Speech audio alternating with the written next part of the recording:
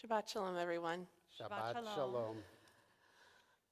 So, as Rabbi tries to help me with a little technological issue here to share our text with our friends online, you know what? Actually, Dory Okay. just went ahead and did Thank you, it. Dory. Our Zoom maven to the rescue. Thank you, Dory.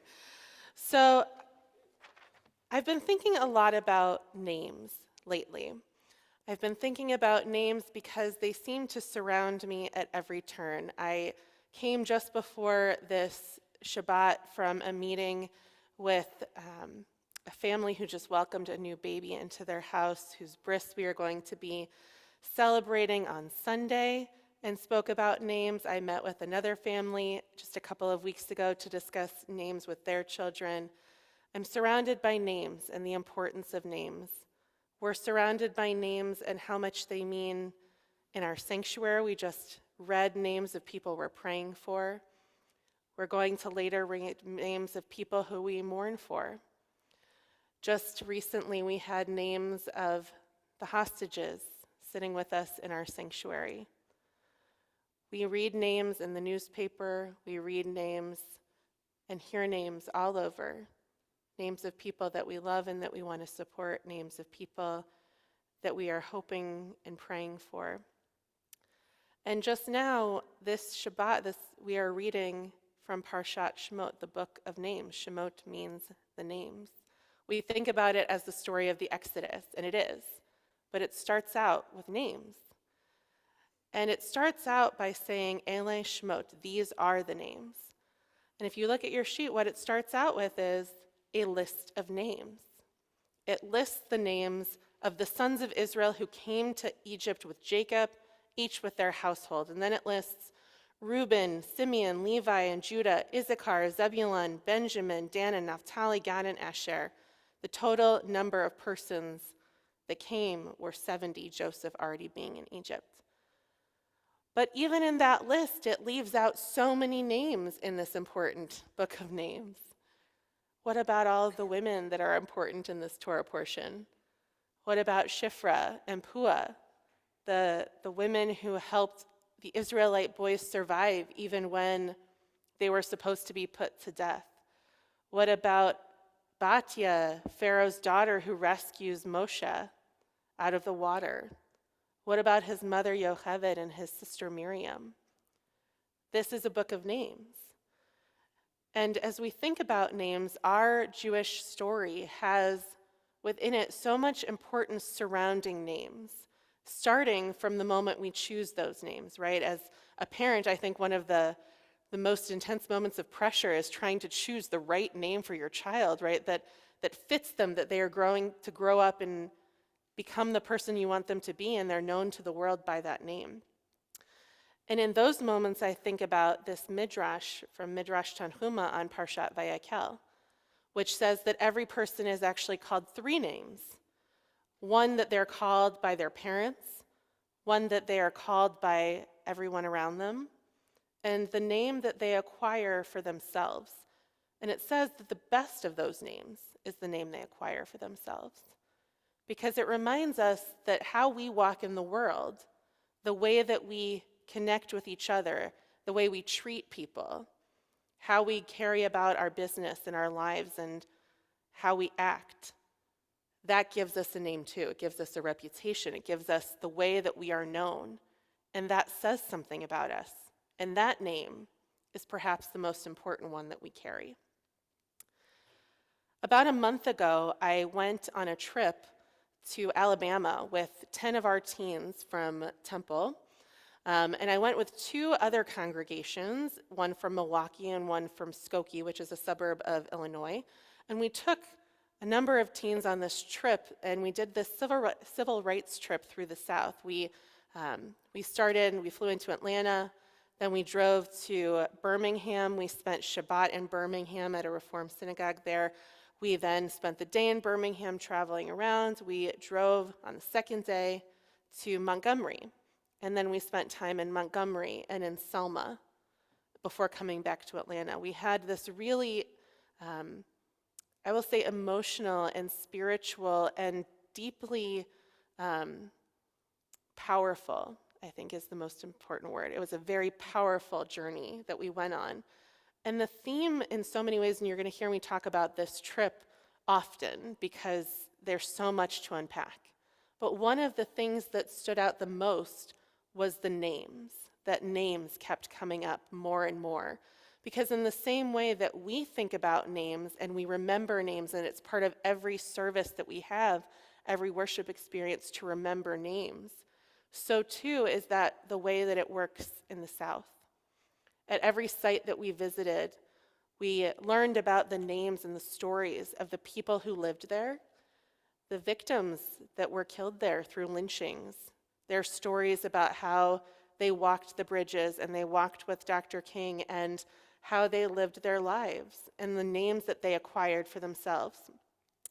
And then we did this activity, which I want to kind of share with you today. We read 2 poems. One is one of my favorite poems, so I was very excited to read it. I have shared it with you before. It's called Everyone Has a Name by Zelda. And then we read another poem that has similar themes, which is called A Twice Named Family. And it's one that I hadn't heard of before, not until this trip. So I want to do the same with you this Shabbat. I want to read these 2 poems. One will be familiar because we read it often. We read it at Yizkor, sometimes we read it at memorial services.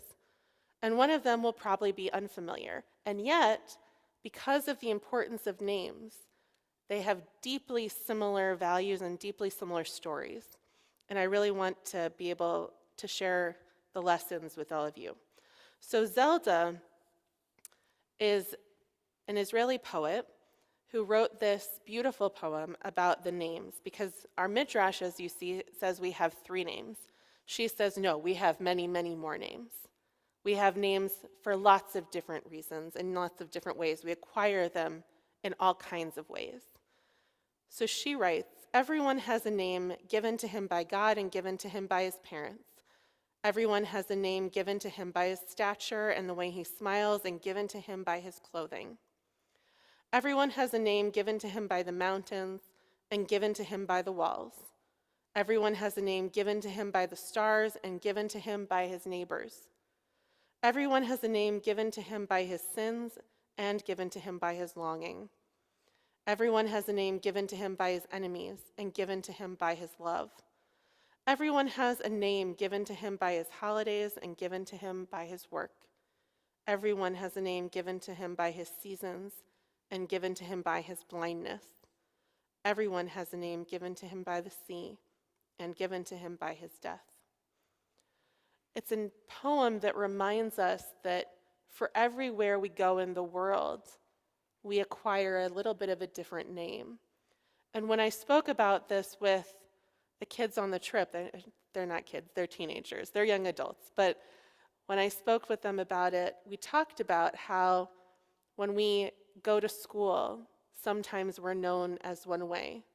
But sometimes that persona can change if you're put in a different situation. Kids who go to camp might experience this, where you can be a different person in some ways, have a whole different group of friends, choose to make that a different experience for yourself. We are given different names and take on different names depending on where we are. And then we look at a twice-named family, which is a very different way of looking at names than I had known before. Tracy Dent writes, I come from a family that twice names its own. One name for the world, one name for the home. Liddy, Jolie, Dor, Bud, Bobby, Bee, Puddin, Cluster, Lindy, Money, Duddy, Vess. Yes, we are a 2-named family, because somebody way back knew you needed a name to cook chitlins in, a name to put your feet up in, a name that couldn't be fired, a name that couldn't be denied alone, a name that couldn't be asked to go through anyone's back door. Somebody way back knew we needed names to be loved in. And I didn't quite understand the meaning of this one because it's not the same kind of environment that I grew up in, right? We have names, we have Hebrew names, we have nicknames. This is a little bit different. And what I learned about this poem, I learned what it really meant from our bus driver on our trip. Our bus driver was Mr. Gray, and he has been doing tours and going on trips with many different groups for many years. And Mr. Gray knew a tremendous amount because he grew up in Birmingham, was raised in Birmingham, knew everybody. And he has been connected and well connected throughout his entire life. And we called him Mr. Gray. But at a certain point in the trip, he looked at our trip kind of coordinator through Tzedek America, who he'd worked with a number of times, and he said, you can call me Boo. And she said, no, I'm going to call you Mr. Gray because that's your name. That's the respect that you deserve. And he said, no, I want you to call me Boo. And another one of our leaders, a pastor named Pastor Rondell, shared with us that is his way of showing you who he really is. That is his second name. That is the way that he goes in the world by. He has a name that carries significance to the rest of the world. He goes by Mr. Gray. But the people he's close with, who he lets in, call him something different. And it's his family. It's the people that he holds dear that are allowed into this next step. And it really made me think about the differences between names and what different communities have with relationship to names. So many of our ancestors changed their names upon coming to Ellis Island. So many of our ancestors wanted to have that way of assimilating and being in the world in a way that would allow them to be amongst their neighbors and not be able to not get jobs or not be called in for interviews. Or really because the people at Ellis Island just couldn't pronounce their names, so they got changed de facto. Names hold so much power. When we know somebody's name, we know a little bit about who they are. And when we know them by a name that they hold dear or that they choose to share with us, we're given more insight into their names. And I think the same is true with our Torah. As we dig deeper into our Torah, we find more and more about the names and the characters and the lives they live and how they can speak to us in the world today. We know about Moses, but we don't know as much about Shifra and Puah. We don't know much about Pharaoh's daughter. We don't know as much about Yocheved, Moshe's mother, or about Miriam, his sister. We have to find that. We have to delve deeper. That is our job, to find their stories in the text. So as we read through the story of Exodus, I invite you to remember that we start with Shemot. We start with the names, because the names tell the story.